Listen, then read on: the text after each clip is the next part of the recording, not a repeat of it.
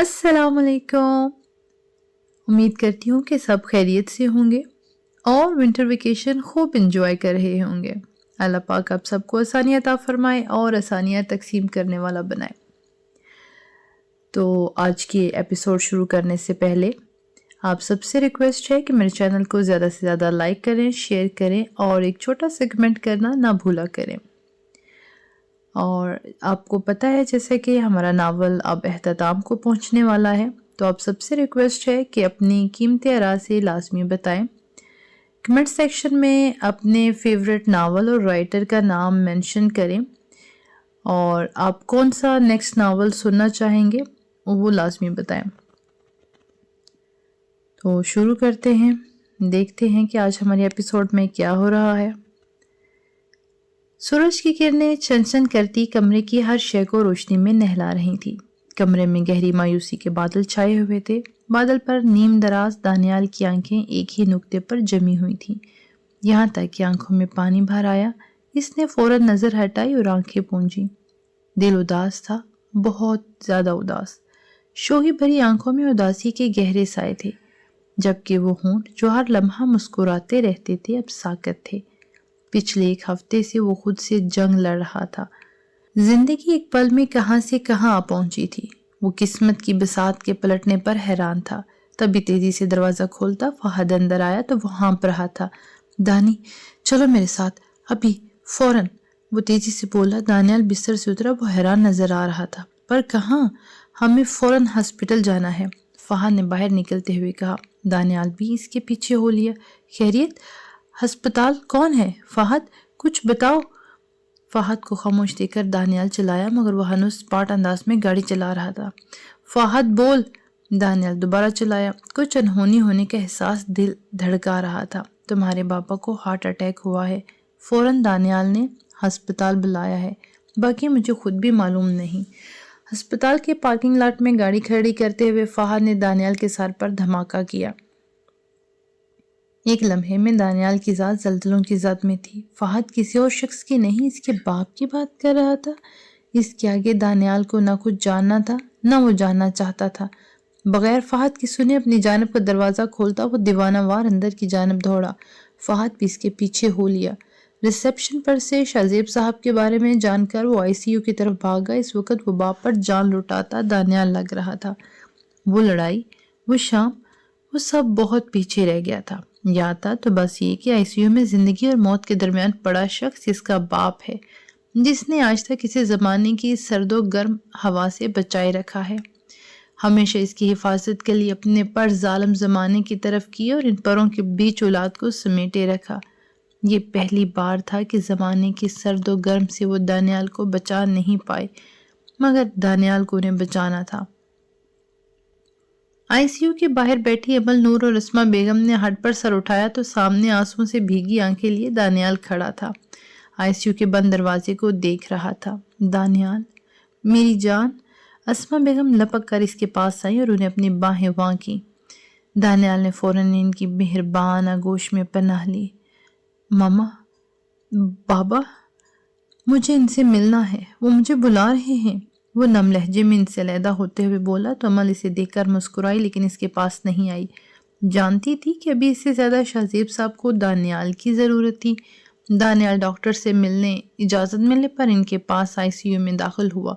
Ventilator पर सांस लेते, सामने बेड पर लेटे वो सदियों के बीमार लग रहे थे। डॉक्टर नर्स को कुछ हिदायत देकर चले गए तो दानियाल शाहजेब साहब के पास आया, झुक कर इनका हाथ चूमा। बाबा, मैं आ गया हूँ। बाबा, आंखें खोले। इसके आंसू शाहजेब साहब के हाथ पर गिर रहे थे तो शाहजेब साहब को गनूदगी में महसूस हुआ कि कोई इनके हाथ पर सर रखे रोते हुए कुछ बड़बड़ा रहा है। बाबा, इसकी पुकार में कितनी तड़प थी, और तड़प तो शाहजेब साहब भी गए थे अपने लखते जिगर की आवाज़ सुनकर। दानियाल को महसूस हुआ जैसे शाहजेब साहब का हाथ हिला हो। इसने झटके से सर उठाकर उन्हें देखा। बाबा, प्लीज़ आंखें खोलें। मम्मा, अमल आपका इंतज़ार कर रही हैं, वो टूट जाएंगी बाबा। और मैं, हाँ, मैं भी आपका इंतज़ार कर रहा हूँ। मैं तो मर जाऊँगा बाबा, پلیز بابا آنکھیں کھولیں، وہ سسکتے ہوئے بولا تو شاذیب صاحب نے آنکھیں کھولیں۔ روشنی پڑتے ہی دوبارہ آنکھیں بند کی، پھر آنکھیں جھپک جھپک کر ماحول سے آشنا ہوئے۔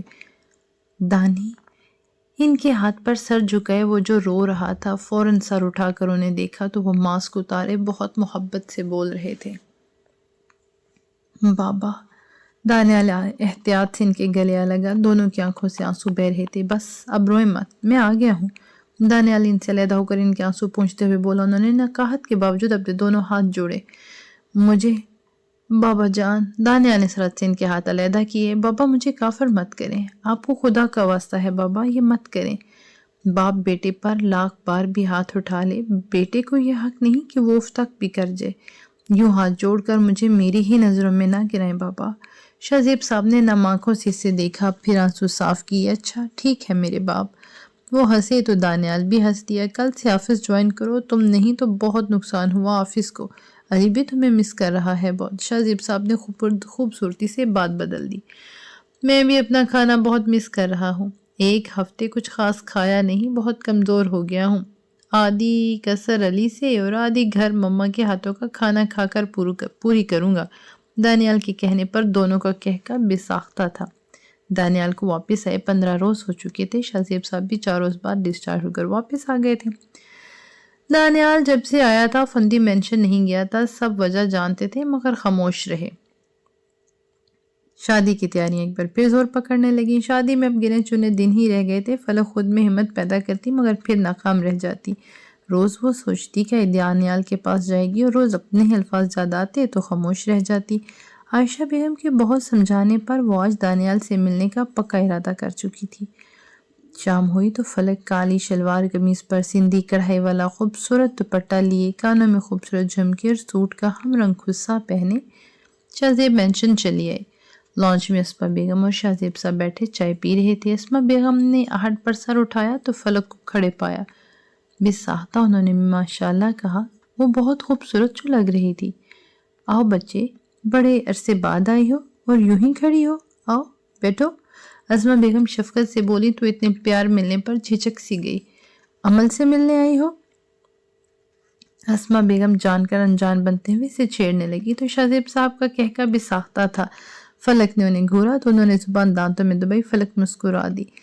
میرے لیے اتنا تیار ہو کر کیوں آتی ہے؟ عمل کی آواز پر فلک حیران ہوتے ہوئے مڑی۔ کتنے دنوں بعد وہ اس سے مخاطب تھی۔ فلک کو یاد نہیں تھا اس نے دنوں کا حساب کرنا چھوڑ دیا تھا۔ میں پہلی بار ایسا ہوا تھا کہ وہ بوکھلائی تھی۔ بھابی جی بکری بن گئی ہیں، عمل نے اسے چھیڑا۔ رکو تم بدتمیز۔ ہوش میں آتے ہی فلک اس کے پیچھے دوڑی تو عمل راہداری سے ہو کر باہر پورچ کی طرف بھاگی۔ جانتی تھی چڑیل پیچھے ہی آ رہی ہوگی۔ گاڑی پارک کرتا دانیال حیرانی سے بھاگتی عمل کو دیکھتا اندر کی جانب جانے لگا کہ سامنے سے سر پر دوڑتی فلک اسے آ ٹکرائی۔ دانیال نے بر وقت بازو کے سہارے سے قابو کیا ورنہ وہ اب تک نیچے گر چکی ہوتی۔ فلک نے سر اٹھا کر اسے دیکھا تو گرنے کے خوف سے وہ اپنے دونوں بازو دانیال کے گرد باندھ چکی تھی۔ وہ اس سے پہلے وہ کچھ بولتی کہ اس کے سحر میں جکڑے دانیال نے اسے کندھوں سے پکڑ ایک جھٹکے سے دور کیا۔ اس کی پکڑ اتنی سخت تھی کہ فلک کو اس کی انگلیاں اپنے دودیا بازو میں چبھتی ہوئی محسوس ہوئی۔ ڈبڈبائی آنکھوں سے اس نے ستمگر کی جانب دیکھا جو مکمل لاتعلق نظر آتا اس کے پاس سے ہوا کے جھونکے کی طرح گزر گیا تھا۔ فلک نے گہرا سانس کھینچ کر ارد گرد پھیلے اس کے کیلون کی سخت خوشبو کو محسونگا۔ عمل دوڑ کر اس کے پاس آئی۔ فلک پریشان مت ہو، وہ بھی ناراض ہے، تم سے مان جائے گا۔ عمل کے دلاسا دینے پر وہ محض ہنکارا بھر کر رہ گئی۔ شادی میں بچے کچے چند دن پلک جھپکتے ہی گزر گئے۔ عمل فلک نے اپنی شادی کے جوڑے اور نور نے اپنے نکاح کا جوڑا خود پسند کیا۔ وہ سب ایک ساتھ گئے تھے۔ عمل کے ولیمے کا سوٹ آریان کو کی پسند سے لیا گیا تھا اور دانیال نے اس حوالے سے فلک کے لیے کچھ نہیں خریدا تھا، جس پر فلک خاموشی سے آنسو بہا کر چپ ہو گئی۔ وہ الگ بات تھی کہ دانیال نے ریک کے پاس سے گزرتے ہوئے چپکے سے خوبصورت پیچ رنگ کے جوڑے پر ہاتھ رکھا اور عمل اس کا اشارہ سمجھ گئی تھی۔ تبھی فلک کے لاکھ منع کرنے پر بھی وہی جوڑا پیک کروایا۔ اس دن کے بعد سے فلک کی ہمت ہی نہیں پڑتی کہ وہ اس کو دوبارہ بلاتی۔ دانیال سب کے ساتھ بالکل ٹھیک تھا، مسکراتا، کہکے لگاتا، ہر دم ہنستا، مگر فلک کے آتے ہی اس کی مسکراہٹ سمٹ جاتی۔ امن اور فلک کے مائیوں بیٹھنے سے ایک ہفتہ پہلے ان کا اور نور عالیہ کا سارا وقت پارلر کی نظر ہوا تھا۔ مائیوں بیٹھنے سے ایک دن پہلے امل اور آریان نے مل کر وہ خوبصورت طوطوں کی جوڑی آزاد کر دی جو امل کو آریان نے اس کی سالگرہ پر اسی عہد کے ساتھ تحفے میں دیے تھے کہ ایک دوسرے کا ساتھ پاتے ہی وہ انہیں آزاد کر دیں گے۔ اب آریان بھی امل کے پاس تھا اور جلد وہ مضبوط رشتے میں جڑنے والے تھے۔ ان کی مائیوں اکٹھی ہی رکھی گئی تھی اور اس کی بات پر کسی کو کوئی اعتراض بھی نہ تھا۔ ہاں، اگر دانیال کی فلک سے ناراضگی نہ ہوتی تو شاید وہ بہت شور مچاتا، کیونکہ اس نے بہت شروع سے ہی یہ بات کہہ دی تھی کہ اس کی اور آریان کی مائی اور مہندی ہرگز اکٹھی نہیں ہوگی، کیونکہ اسے بہت ڈانس کرنا تھا۔ لیکن اگر ان کی مائیوں اکٹھی ہوگی تو وہ کھل کر انجوائے نہیں کر پائے گا۔ مگر اب حالات اور تھے تو وہ کسی چیز میں کوئی خاص دلچسپی نہیں لے رہا تھا اور سب اس وجہ سے پریشان تھے، لیکن اس نے ان کی بات مان لی، یہی بہت تھا، ورنہ تو وہ اس طرح برتاؤ کر رہا تھا جیسے اس کی شادی نہیں تھی بلکہ وہ کسی اور کی شادی میں آیا ہو۔ امل اور فلک کو مائیوں بیٹھے 6 روز گزر چکے تھے۔ امل کے کمرے کی پہرے داری نور اور فلک کے کمرے کی پہرےداری عالیہ کر رہی تھی۔ فلک اس بات پر بس زخمی انداز میں مسکرا کر رہ گئی، جانتی تھی کہ حالات اگر ایسے نہ ہوتے، سب ٹھیک ہوتا تو دانیال اس سے ملنے کی ہر ممکن کوشش کرتا، لیکن اب وہ اس سے ملنے کبھی نہیں آئے گا۔ شہزیب مینشن سے ہی فلک کے لیے پیلا مائیوں کا سادہ سا جوڑا مہندی اور چوڑیوں کی تھال آئی تھی۔ وہ پچھلے چند روز سے دانیال کے نام کا سوٹ پہنے اپنے سر پر تیل لگائے بیٹھی تھی۔ سوگواریت اس کے حسن کو مزید بڑھا رہی تھی۔ اس کے بالوں میں یہ تیل رسم کے مطابق عائشہ، عرفہ اور عالیہ اور اسمہ بیگم نے لگایا تھا۔ دونوں گھروں میں سب ننہال اور ددھال کے رشتہ داروں نے دعویٰ بول رکھا تھا، تو دوسری طرف امل بھی آریان کے نام کا پیلا سا سادہ سا مائیوں کا جوڑا پہنے شرمائی گھبرائی بیٹھی تھی۔ حیا کی لالی چہرے پر پھیلی خوبصورت چہرے کو مزید رونق بخشے ہوئے تھی۔ اس کی رسم بھی اسمہ، عرفہ، عائشہ بیگم اور عالیہ نے کی تھی۔ عائشہ میں ان کی مائیوں کی رسم تھی جس میں انہیں دانیال اور آریان کے اور باقی رشتہ داروں کے سامنے جانا تھا۔ پھر اپٹن کی رسم ہونا تھی۔ مائیوں کی رسم شہزیب مینشن میں ہونی تھی۔ صبح سے سجاوٹ والے لانچ اور گھر سجانے میں مصروف تھے۔ گھروں کو تو 5 روز پہلے سے ہی سجا رکھا تھا۔ ہر طرف اتنے سنہرے برقی کمکمے لگائے گئے تھے کہ جب رات کو وہ جلتے تو یوں محسوس ہوتا تھا کہ آسمان کے سارے ستارے اتر کر ان دونوں گھروں پر آ گئے ہوں۔ نور صحیح معنوں میں گھن چکر بنی ہوئی تھی۔ بیچاری کوئی 20 مرتبہ کہہ چکی تھی کہ مجھ پر رحم کرے، میرا نکاح بھی ہونا ہے، مگر کوئی سنے تو نہ، الٹا اسے مزید کام لیے جا رہے تھے۔ شوق کے خم، مسکراہٹوں، رنگ برنگے اڑتے آنچل، چوڑیوں کی چھن چھن، روشنی کے درمیان ایک خوبصورت شام۔ شہزیب مینشن پر اتری تو مین گیٹ سے داخلی دروازے تک سٹینڈ کھڑے کیے گئے تھے جن پر پیلے پردے لگے ہوئے تھے اور پیلے سفید رنگ کے کاغذی پھول ان کے ساتھ لڑیوں کی مانت لگائے گئے تھے۔ پورے ہال کو بہت ہی خوبصورت انداز سے سجایا گیا تھا۔ ہال کا سامان اسٹور روم میں منتقل کر دیا گیا تھا۔ دیواروں کو گیندے کے پھولوں سے ڈھکا گیا تھا جن کے بیچ بھی برقی کمکمے روشن تھے۔ رسم کے لیے جو ہم مختص تھی وہ اس کے پیچھے کی ساری دیوار کو پیلے پردوں سے ڈھانپا گیا تھا۔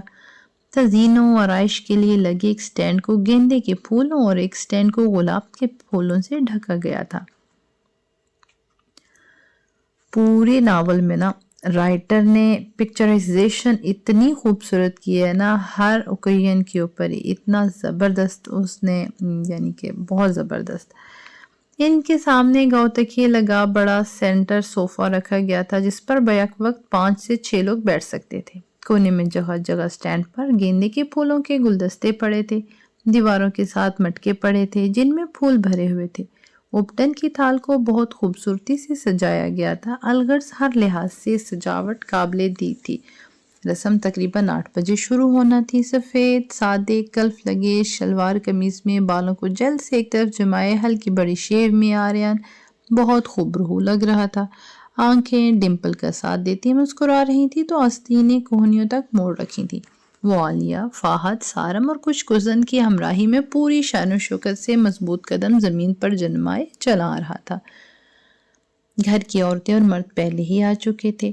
عالیہ ہرے رنگ کے گھیر دار شلوار اور ہم رنگ قمیض پہنے ہوئے تھی، بالوں کی چٹیاں بنا رکھی تھی۔ سارم اور فہد نے آف وائٹ کرتا شلوار پہن رکھا تھا۔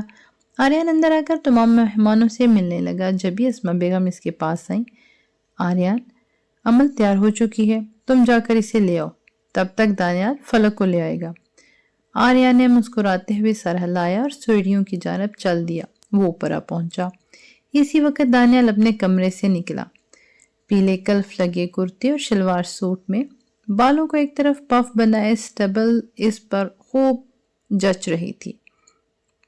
آریان کو دیکھتے ہی دونوں ڈمپل نکلی۔ جگر تو بڑا لش پش کر رہا ہے، وہ شرارتی انداز میں آریان کو چھیڑتے ہوئے بولا تو آریان نے اس کی کمر پر مکہ دے مارا۔ میری بات کر رہا ہے، خود تو کس پر بجلیاں گرانے کا ارادہ رکھتا ہے؟ آریان نے آنکھ دباتے ہوئے پوچھا تو فوراً ہی دانیال کے تاثرات سنجیدہ ہوئے۔ منہ سیدھا کر لو، تمہیں دیکھ کر ایسے لگتا ہے جیسے تم سے زبردستی رسم کروا رہے ہوں۔ آریان نے اس کے بگڑے تاثرات دیکھتے ہوئے کہا، زبردستی ہی بلایا ہے۔ وہ بڑبڑایا تو آریان نے اسے کچھ کہنا چاہا، تبھی اس کا فون بجا۔ فہد کا نمبر دیکھ کر اس نے کال اٹھائی۔ بھابھی کو لینے بھیجا تو تھا، بھابھی کے بھائی کے ساتھ کھڑا ہے، فوراً اس شیطان کو بھیج اور خود تو بھی بھابھی لے کر آ۔ فہد نے کہتے ہی فون بند کیا۔ سن لے، اب جا بھی اور منہ سیدھا رکھنا۔ اسے وہیں کھڑا دیکھ کر آریان نے اسے گورا اور اس کا کندھا تھپ تھپایا۔ دانیال منہ بسورتا وہاں سے چلا گیا۔ وہ بس منتظر تھا کہ فلک اس سے کہے، دانیال میں شرمندہ ہوں۔ وہ اس کی معافی نہیں سننا چاہتا تھا، وہ چاہتا تھا کہ وہ بس دل سے شرمندہ ہو۔ اس سب پر اس نے جو کہا، مگر وہ تو اس سے بات ہی نہیں کر رہی تھی۔ ٹھیک ہے، اگر اس نے ایک بار جھڑک دیا تو اس کا مطلب یہ تھوڑی تھا کہ وہ ہر بار یہی کرتا۔ تبھی کمرے کا دروازہ کھلا اور مسکراتے ہوئے نور باہر آئی۔ اس نے مہندی رنگ کی اونچی کرتی اور بلدار شلوار پہنی ہوئی تھی، بالوں کی چٹیاں کر رکھی تھی، اندر بیٹھی ہے۔ بہت پیاری لگ رہی ہے ماشاءاللہ۔ نور نے اس کی بےتابی بڑھانی چاہی۔ فی الحال تم نیچے جاؤ، فہد تمہیں ڈھونڈنے کے چکر میں پاگلوں کی طرح دیواروں سے سر ٹکراتا پھر رہا ہے۔ آریان نے الٹا اسی پر وار کیا تو وہ تلملا کر رہ گئے۔ آریان نے دروازہ کھٹکھٹایا، اجازت ملنے پر دروازہ کھولتا اندر آ گیا۔ ڈریسنگ کے پاس بیٹھی عمل شیشے میں آریان کا عکس دیکھتی فوراً اٹھی اور اس کی جانب پلٹی۔ آپ یہاں؟ نہیں، میرا مطلب، وہ ہکلائی۔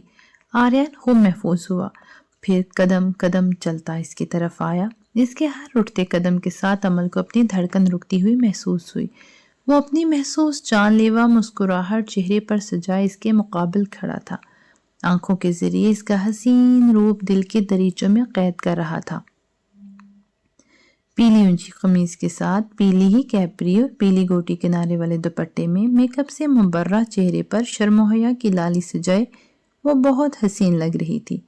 اس پر تضاد دونوں ہاتھوں میں سرخ غلام کے گجرے پہنے، لمبے بالوں کی چٹیاں بنائے، لال خصہ پہنے، لرزتی گرتی پلکوں کے ساتھ وہ آریان کے دل کی گہرائیوں میں اتر رہی تھی۔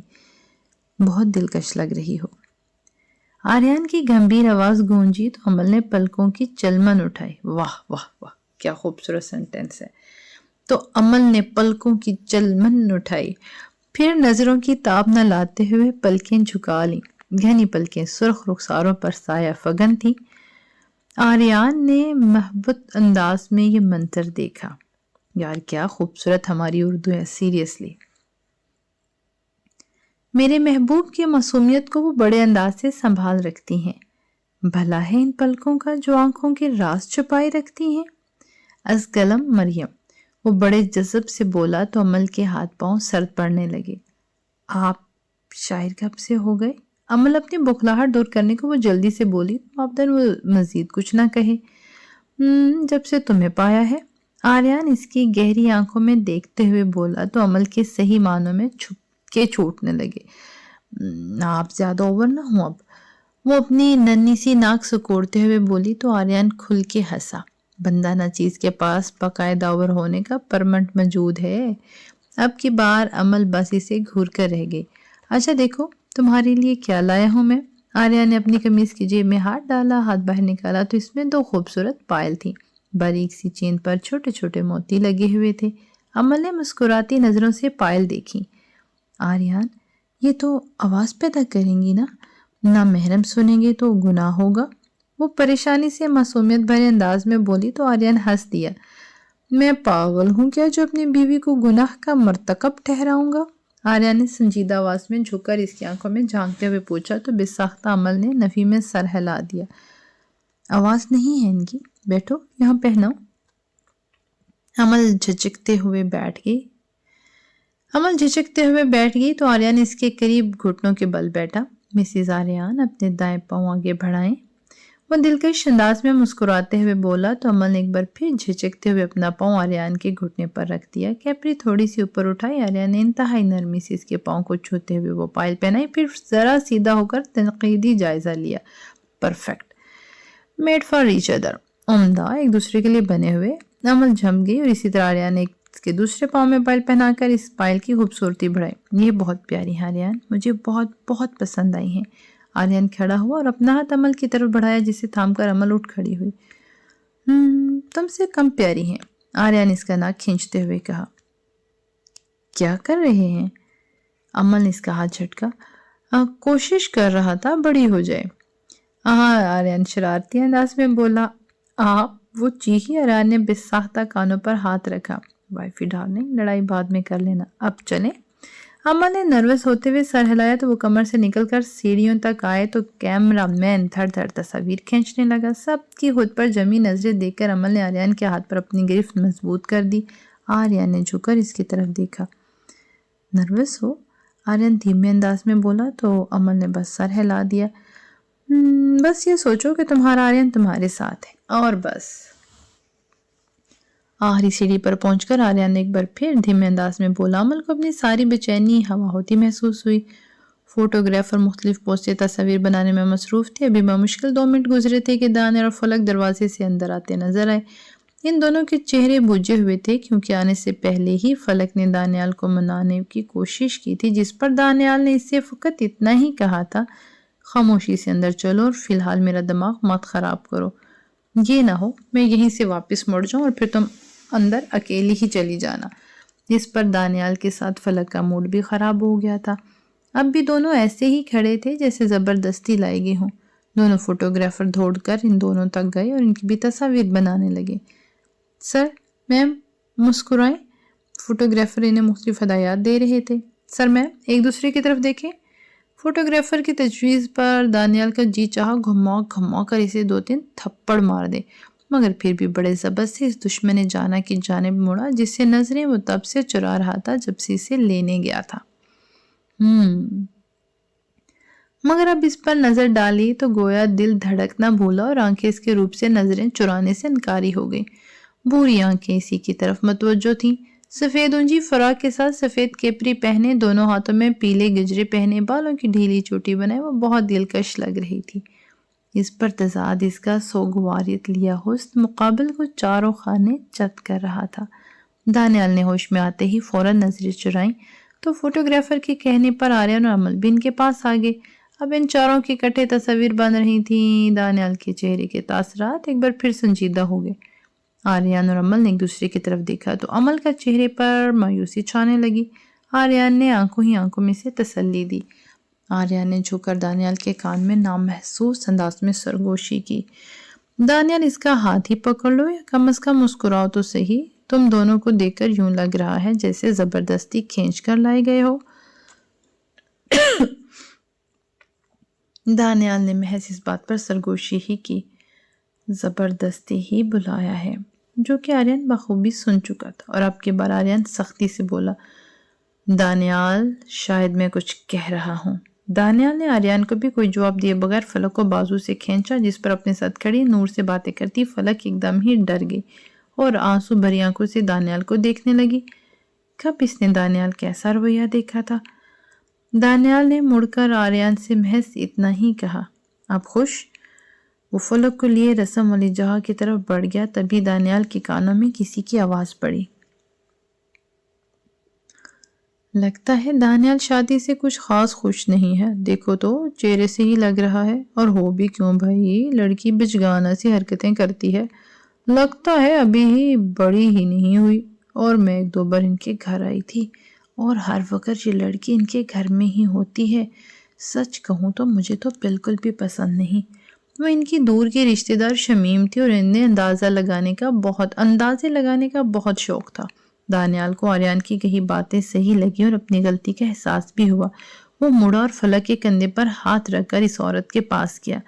فلک، ان سے ملو، یہ ہماری دور کے رشتہ دار ہیں، تم نے دیکھا ہی ہوگا، اکثر ہی ہمارے گھر میں آتی رہتی ہیں۔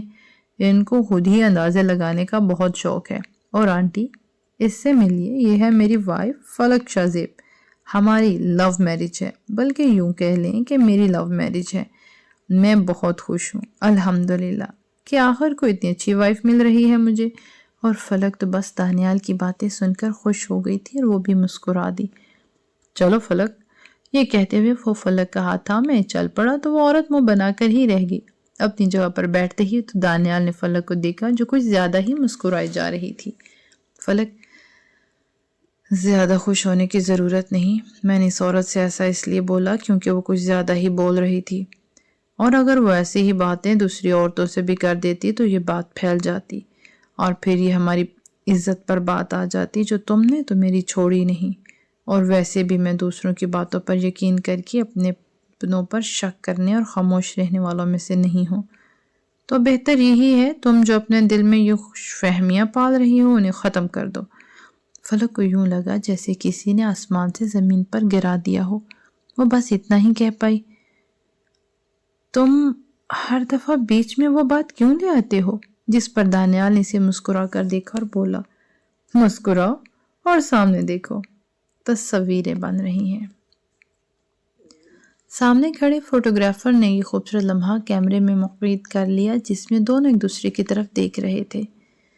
ہائے فلک، مجھے منا لو پلیز، میں ڈانس کرنا چاہتا ہوں، میں اپنی شادی کو ایسے ضائع ہوتے نہیں دیکھ سکتا۔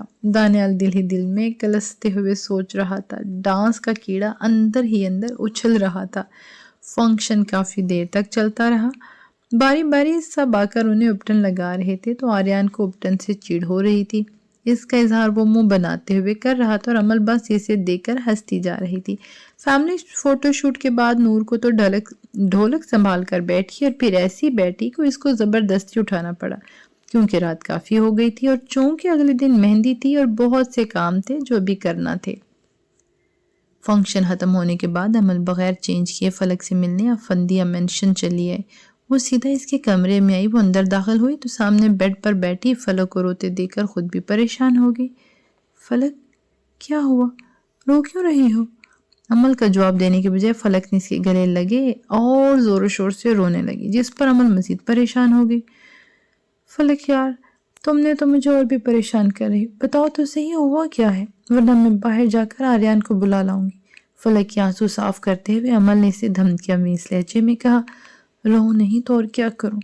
اپنے بھائی سے پوچھو جا کر۔ ہاں میں مانتی ہوں میری غلطی تھی، مجھے اس پر بھروسہ کرنا چاہیے تھا، اس کا ساتھ دینا چاہیے تھا، پر تم نے دیکھا تھا نا، تم نے دیکھا تھا تب حالات ہی ایسے ہو گئے تھے۔ میں نے اس سے اتنی معافی مانگی پر اسے تو کوئی فرق ہی نہیں پڑتا اور اب تو مجھے یوں لگتا ہے جیسے مجھے اس پر زبردستی مسلط کیا جا رہا ہے۔ چلو اٹھو۔ عمل نے اس کا ہاتھ پکڑا اور اسے کھڑا کیا۔ فلک نے اپنا جوتا پہنا اور حیرانی سے اسے دیکھا اور اسے بازو سے پکڑ کمرے سے باہر لے جا رہی تھی۔ کہاں؟ وہ حیرانی سے بولی۔ چلو تو صحیح، ایک بار مسئلہ حل ہی ہو جائے۔ عمل عالیہ کو فلک کو اپنے ساتھ لے جانے کی بابت بتا کر اسے شاہزیب مینشن لے آئی۔ بغیر کسی طرف دیکھے وہ سیڑھیاں چڑھتی اسے لیے اوپر لے آئی اور حیران سی فلک کو دانیال کے کمرے کے دروازے کے سامنے کھڑا کر دیا۔ فلک حیرت سے کبھی سے دیکھتی تو کبھی اس دروازے کو۔ عمل، میں نہیں جاؤں گی، وہ غصہ کرے گا، وہ انگلیاں چٹکاتے ہوئے بولی تو عمل نے اسے بھرپور انداز میں گھورا۔ کیا کر لے گا وہ زیادہ سے زیادہ؟ ہاں، اور ویسے بھی میرا مسئلہ نہیں ہے، خود حل کرو اور آج بات ختم کر کے ہی آنا۔ یہ روز روز کے رونے دھونے سے تو اچھا ہی ہے نا فلک، اور دیکھنا تم اسے منا لو گی، وہ مان جائے گا، یہ گارنٹی ہے۔ دیکھو فلک، تم مانتی ہو نا کہ تم سے غلطی ہوئی ہے اور تم دانیال کو بھی جانتی ہو کہ اگر کوئی چھوٹی بات ہوتی اور غلطی تمہاری بھی ہوتی تب بھی وہی تم سے معافی مانگتا۔ مجھے اپنے بھائی کا پتہ ہے، پر اب تم نے اسے ہرٹ کیا ہے فلک، اسے پیار سے مناؤ، اسے سمجھو اور اپنا معاملہ بھی سمجھاؤ۔ چلو جاؤ اب اندر۔ عمل وہاں سے ہی اپنے کمرے کی طرف بڑھ گئی تو فلک وہ بیچاری اندر جائے نہ جائے اسی کشمکش میں کبھی دروازے کی طرف ہاتھ بڑھاتی تو کبھی نیچے کر لیتی، اور پھر حوصلہ کر کے بنا نوک کیے ہی اندر چلی آئی۔ اندر وہ اسے کہیں نظر نہ آیا مگر واش روم سے پانی گرنے کی آواز آ رہی تھی، مطلب وہ نہا رہا تھا، اور پھر فلک کو احساس ہوا کہ وہ خود مائیوں کے کپڑے میں ہی چلی آئی ہے۔ پہلے تو وہ جانے کے لیے مڑنے لگی، لیکن جب واش روم کا دروازہ کھلنے کی آواز آئی تو حوصلہ کر کے وہیں کھڑی ہو گئی، اور ادھر دانیال جیسے ہی باہر نکلا کمرے کے بیچوں بیچ فلک کو کھڑے دیکھا اور پھر کچھ کہے بغیر سٹینڈ کی طرف بڑھ گیا، اپنا تولیہ لٹکایا اور ڈریسنگ کے سامنے جا کر بال کنگھی کرنے لگا، پھر اطمینان سے خود پر پرفیوم چھڑکا اور شیشے میں اپنا جائزہ لے کر بیڈ پر بیٹھ کر فون چلانے لگا۔ واہ کیا بات ہے جی! یوں جیسے وہ کمرے میں اکیلا ہو۔ فلک جو اس کی یہ کاروائی دیکھ رہی تھی ایک دم سے ہی اسے اپنے آنے کا مقصد یاد آیا اور ایک بار تو دل کیا کہ بھاگ جائے، کیونکہ اسے پتا تھا کہ جب دانیال بہت غصے میں ہوتا ہے تب بھی ایسا برتاؤ کرتا ہے، اور وہ یہ بھی جانتی تھی کہ اب وہ بھلا اسے جتنا بھی بلائے وہ کوئی جواب نہیں دے گا، تو پھر بھی اس نے حوصلہ کر کے اس نے آواز دی، دانیال! جواب نہ دارد، ایک بار، دو بار، تین بار اور نہ جانے کتنی بار، مگر وہ تو ایسے بیٹھا رہا جیسے اس کے علاوہ وہاں کوئی اور ہے ہی نہیں۔ آپ کو جس پر سب سے زیادہ مان ہوتا ہے نا، جب وہی آپ کا مان توڑتا ہے تو اس پہ سب سے زیادہ اسی کا دکھ ہوتا ہے۔ کمنٹ سیکشن میں لازمی بتائیے گا۔ بلاخر جب اتنی آوازیں دے کر بھی جواب نہیں آیا تو وہ اس کے قریب ہی نیچے زمین پر بیٹھ گئی، اس کے ہاتھ سے اس کا فون پکڑ کر سائڈ پر پٹکنے کے انداز میں رکھ دیا۔ دانیال اور کتنا امتحان لوگے میرا؟ تم تو مجھ سے کبھی اتنی دیر ناراض ہو ہی نہیں سکتے تھے، تو اب ایسے کیوں کر رہے ہو میرے ساتھ؟ میں جانتی ہوں میں نے غلطی کی ہے، میں شرمندہ ہوں اب۔ وہ اس کا ہاتھ پکڑتے ہوئے بولی، یہ کیا طریقہ ہے فلک، اوپر بیٹھو۔ اور اس سال میں دانیال نے پہلی بار اس کو مخاطب کیا تھا۔ فلک نے آنسوؤں سے تر چہرہ اٹھا کر اسے دیکھا اور اوپر دانیال سے تھوڑے فاصلے پر بیٹھ گئی۔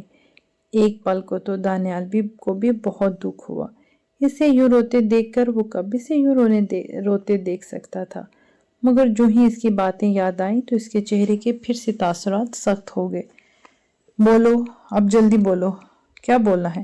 مجھے سونا بھی ہے پھر۔ وہ یوں بات کر رہا تھا جیسے فلک پر احسان عظیم کر رہا ہو۔ فلک تو اسے صرف دیکھ کر ہی رہ گئی، اگر کچھ بولنا نہیں تھا تو آئی کیا کرنے تھی؟ مجھے نیند آ رہی ہے، اور جاتے ہوئے لائٹ آف کر دینا۔ جب وہ کچھ نہ بولی تو دانیال بیڈ پر لیٹتے ہوئے فلک سے بولا۔ اس نے سائیڈ لیمپ بند کیا اور آنکھوں پر ہاتھ رکھ کر لیٹ گیا۔ اس نے انڈائریکٹلی اسے جانے کا کہا تھا۔ فلک کی آنکھیں نمکین پانی سے بھر گئیں، لیکن اس نے پھر بھی سوچ لیا تھا کہ آج آر یا پار۔ دانیال میں دل کے ہاتھوں مجبور ہو گئی تھی۔ میں تمہاری خوشی چاہتی تھی، بس اس لیے۔ وہ منمنائے۔ دانیال جھٹکے سے اٹھا اور آنکھوں میں چنگاریاں لیے اس کی طرف جھکا۔ میری خوشی؟ طلاق تھی میری خوشی؟ کہ سوچ کر تم نے اتنی بڑی بات منہ سے نکالی؟ وہ بولا نہیں، غرایا تھا۔ فلک کانپ کر رہ گئی۔ وہ لڑکی؟ اس نے کہا تھا کہ میں تم دونوں کے درمیان آئی ہوں۔ فلک کی بات پر دانیال حیران ہوا۔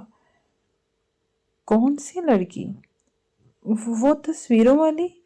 اس کا فون آیا تھا مجھے ایک رات پہلے، اور اس نے کہا تھا کہ میں تم دونوں کے بیچ آ رہی ہوں، اور یہ کہ دانیال اس سے شادی کرنا چاہتا تھا لیکن اس نے مجبوری میں مجھ سے نکاح کر لیا ہے، اور وہ کہہ رہی تھی کہ وہ بہت جلد وہ تمہیں قانونی اور شرعی طور پر بھی ایک ہو جاؤ گے تم اور وہ، اس لیے تم ہمارے درمیان سے ہٹ جاؤ۔ میں نے اگنور کیا اور کال کاٹ دی، یہ سمجھ کر کہ شاید عمل یا نور میں سے کوئی میرے ساتھ پرینک کر رہی ہے، مگر اگلے ہی شام وہ میں تصاویریں آ گئی۔ مجھے لگا کسی نے مجھے 7ویں آسمان پر لا کر اس شدت سے زمین پر پٹخا ہے کہ میں چاہ کر بھی اٹھ نہیں سکتی۔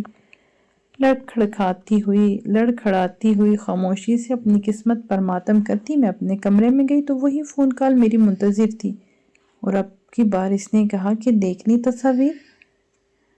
تم آ گئی ہو ہمارے درمیان۔ میرا سر چکرا رہا تھا، میں کوئی سمجھنے کی حالت میں ہی نہیں تھی۔ میں نے گفتگو کیفیت میں فون بند کر دیا، نہ جانے کتنی دیر میں وہیں رہی۔ लॉन्च में सबके बोलने की और आंटी अस्मा के रोने की आवाजें आ रही थी, मगर मैं तो शिकस्ता हाल बैठी थी। और जब मैं बाहर आई और तुम आए और वो सब हुआ, मैंने तलाक का मुतालबा कर दिया। मुझे लगा मुझे हट जाना चाहिए तुम दोनों के दरमियान से, सो मैंने वो ही करना चाहा। वो रोते हुए बोली। दानियाल ने करीब होकर अपना कंधा फराहम किया तो इसके कंधे पर सर रखे इसकी शर्ट को मुट्ठियों में दबोची वो ज़ोरों की तार रोने लगी। दानियाल दूसरे हाथ से इसका सर सहला रहा था। तुम्हें पता है ना अपने दानियाल का, जिसने हमेशा तुम्हें चाहा, तुम्हें सोचा, तुम्हें चाहिए था, मुझसे पूछ लेती पागल। वो इसे चुप करवाते हुए हल्का सा डपट भी रहा था।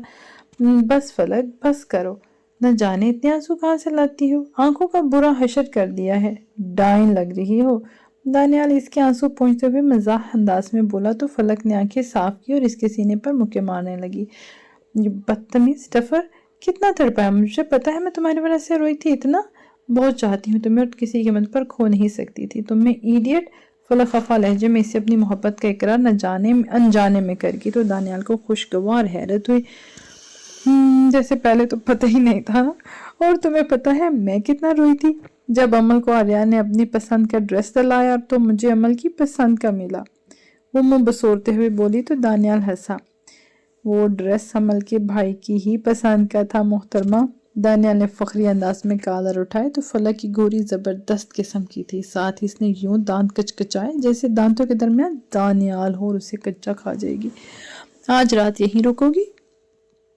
घड़ी की तरफ देखते हुए दानियाल ने पूछा। हाँ, अमल और नूर के पास। फलक ने कंधे झुकाए। बड़ी ही कोई बेशरम लड़की हो, ससुराल वालों का इरादा तो तुम्हें 2 दिन छोड़ कर लाने का था और तुम हो कि आज ही ससुराल आए बैठी हो, बल्कि घुसी बैठी हो। दानियाल के इरादे से छेड़ने का था। हाँ हूँ, पर जैसी भी हूँ अब तुम्हारी हूँ। फलक इतराई। तुम वाकई शर्मिंदा हो? दानियाल ने फिलहाल सब भुलाकर संजीदगी से पूछा। दानियाल, मैं गलती पर थी, मैं ये बात जान चुकी हूँ, मैं हार चुकी हूँ। मैं तो आपसे आप जितनी मोहब्बत भी नहीं कर पाई, मगर अब हर मौसम में हर मौके पर आपसे मुझे अपने साथ खड़ा पाएंगे इंशाल्लाह। आपसे मोहब्बत मुझ पर फर्ज कर दी गई है और फर्ज की कोताही में देर नहीं करनी चाहिए। वो वसूख से बोली और अनजाने में अपनी शर्मिंदगी के ज़ेर असर इसे आप कहती गई। दानियाल की होंठ सीटी के अंदाज में गोल हुए। एकदम ही वो जोर जोर से हंसने लगा। यस यस यस, वो खुशी से झूमने लगा तो फलक इसकी जहनी हालत पर शुबा हुआ। दिमाग चल गया है क्या? वो हैरानी से बोली। आइए बेगम जान, याद करो छोटी ईद पर वो कौन थी जो कह रही थी कि मैं सिर्फ एक बार आप बोलूंगी तुम्हें। अब तुम्हारी मर्जी, अभी सुनना है या फिर कभी? वो सोचने की अदाकारी करते हुए बोला तो फलक का चेहरा खफत से सुर्ख पड़ गया। तुम्हारा दिल रखा है, ज्यादा शोखे ना बनो अब। फलक ने इसे लताड़ा तो दानियाल बिना महसूस किए हंसता रहा। फलक की घोड़ियां जारी और सारी थी। अल्लाह पूछे तुम्हें। वो इसे धक्का देती बाहर की तरफ जाने लगी कि इसकी कलाई दानियाल की गिरफ्त में आ गई। सुनो, वरफ्तगीली अंदाज सुनाओ, वो इसी के अंदाज में बोली तो दानियाल सर झटक कर हंसा। चलोगी मेरे साथ? वो मुस्कुराते हुए बोला। कहाँ और इस वक्त? गोलगप्पे खाने चल। वाह वाह वाह वाह, क्या क्या जबरदस्त जो ना वो एंट्री मारी है। गोलगप्पे खाने हैं, चलते हैं कहीं। फलक हंसी। ये अनायत किस खुशी में? तुम्हारे इकरार की रोशनी में। दानियाल के लहजा खुशियां समेटे हुए था। तो फिर रिस्क को तरसाते नहीं हैं, चलो। वो दोनों हाथों में हाथ दिए लम्हा बलम्हा दूर होते जा रहे थे, मगर फलक की आवाज़ें अभी भी आ रही थी और वो दानियाल से शिकवा करने में मसरूफ़ थी। तुमने आज मेरी तारीफ ही नहीं की। और दानियाल इसे छेड़ने से बाज नहीं आ रहा था। अगले रोज शाम 6 बजे फलक अपने कमरे में बैठी थी। इसके दोनों हाथों पांव पर मेहंदी लग चुकी थी और एक हाथ पर अब भी बाकी रहती थी। तभी दरवाज़ा खटका और आलिया ने अंदर झांका तो वो संजीदा नजर आने की कोशिश करते हुए बोली। फलक, तुम्हारी दोस्त सरीना तुम्हें मिलने आई है। फलक हैरान हुई कि इस नाम की तो कोई दोस्त ही नहीं थी उसकी। है, भेजी इसे अंदर जरा। और फातिमा, मेहंदी लगाने वाली, आप बाहर इंतजार करें, मैं बुलाती हूँ थोड़ी देर में आपको। फलक के कहने पर वो गई तो एक बुरका पोश वजूद अंदर दाखिल हुआ। हाय मेरी दोस्त। बिना फलक को समझने का मौका दिए बड़े ही एहतियात से वो इसके गले लगा। کون ہے آپ؟ فلک نے حیرانی سے پوچھا۔ تبھی اس نے نقاب اتارا۔ دانیال! فلک پیٹ پکڑے ہنسنے لگی تو دانیال بھی مسکرا رہا تھا۔ کل ناراض نہ ہوتا تو یوں ملنے آنا تھا، سو آج آ گیا، سوچا کچھ خلش باقی نہ رہ جائے۔ اس نے آنکھ دبائی۔ دانی تم اتنے کیوٹ لگ رہے ہو، وہ بچوں کی طرح اسے پچکارتے ہوئے بولی۔ کیا واقعی؟ دانیال نے برقع مزید پھیلاتے ہوئے پوچھا۔ ہاں نا، میں تو کہتی ہوں ایسے ہی مہندی کا فنکشن اٹینڈ کرنا۔ وہ جو اشتیاق سے اسے سن رہا تھا بدمزہ ہو کر سیدھا ہوا۔ دیکھو تمہارے لیے کیا لایا ہوں۔ دانیال نے برقع اٹھایا اور جیب سے کانچ کی چوڑیاں برآمد کی۔ اجازت ہے؟ دانیال نے دلکشی سے مسکراتے ہوئے چوڑیاں سامنے کی تو فلک نے اپنی کلائی سامنے کی تو دانیال نے نرمی سے اسے ایک ایک کر کے چوڑیاں پہنانے لگا، پھر سائڈ پر ہو کر جائزہ لیا۔ بہت خوب، کیا کہنے میرے، اتنی اچھی چوڑیاں لایا ہوں۔ اس نے خود ہی کی تعریف کی تو فلک جو اس انتظار میں تھی کہ دانیال اس کی تعریف کرے گا، منہ بسورے رہ گئی۔ ان کی کلائی میں سج کر کمال لگتی ہیں، چوڑیاں کانچ کی بڑی بے مثال لگتی ہیں۔ مریم دانیال اسے دیکھتے ہوئے گنگناتے ہوئے بولا تو فلک جی جان سے مسکرائی۔ تبھی دروازہ کھول کر عالیہ نے اندر جھانکا۔ ملاقات کا وقت تمام ہوا، شاباش اپنے گھر چلو۔ دانیال فلک کو ایک نظر دیکھتا عالیہ تک پہنچا۔